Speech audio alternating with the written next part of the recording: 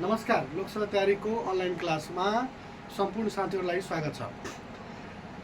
जति पनि साथीहरूले सङ्घतर्फ, प्रदेशतर्फ र स्थानीय तहतर्फ खरिदार सुबा र शाखा अधिकृतको तयारी गर्नु भइरहेको छ, त्यो साथीहरूको लागि है यो भिडियो एकदम लाभदायक हुनेछ।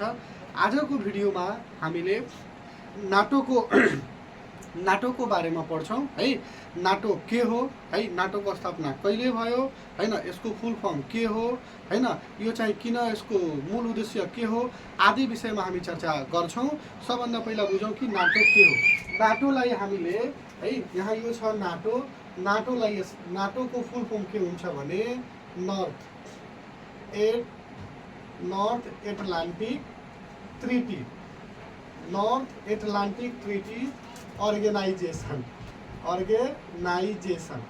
नर्थ एटलान्टिक ट्रिटी अर्गेनाइजेसन नाटोलाई भन्छ है। यो जो नाटो छ यसका 32 वटा सदस्यहरू छन् है, 32 वटा सदस्यहरू छन्। नाटोको एउटा खासियत के हो भने यो जुन नाटो छ नि, यो दोस्रो विश्वयुद्धपछि रसियाको विस्तारलाई रोक्नको लागि यसको स्थापना भएको हो यो नाटो। अहिले नाटोमा 32 वटा सदस्यहरू है सामेल भइसकेका छन्। जुन बेला यो नाटोको स्थापना भयो त्यो बेला नाटोमा 12 वटा देशहरू थिए।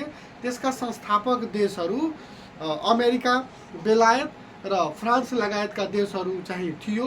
अहिले चाहिँ त्यो 12बाट विस्तार भएर 32 वटा देशहरू पुगिसकेका छन् है। र त्यो 32औं देश को हो भने हाम्रो स्विडेन हो भनेर हामी बुझ्नुपर्छ। अलिकति यहाँ ध्यान दिनुस् तपाईहरु है। नाटोको विषयमा बुझ्दाखेरि नाटो एउटा उत्तर एटलान्टिक सन्धि संगठन हो है, उत्तर एटलान्टिक सन्धि संगठन हो है। यो चाहिँ यसको प्राकृतिक सैन्य संगठन हो। यसको हाल सदस्य 32 वटा रहेका छन् भने 32औं देश स्विडेन हो। अब हाम्रो लोकसभा एक्जाममा सोधिन्छ यो स्विडेन है कहिले नाटोको सदस्य बन्यो त, मेन कुरा यहाँ यो है। अब यो स्विडेन नाटोको 2024 मार्च 11 तारिकका दिन यसले के गरेको थियो त, नाटोको सदस्यता प्राप्त गरेको थियो।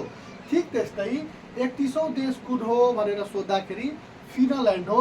यो फिनल्यान्ड सन् 2023 अप्रिल 4 मा के गरेको थियो भने नाटोको सदस्यता है प्राप्त गरेको थियो।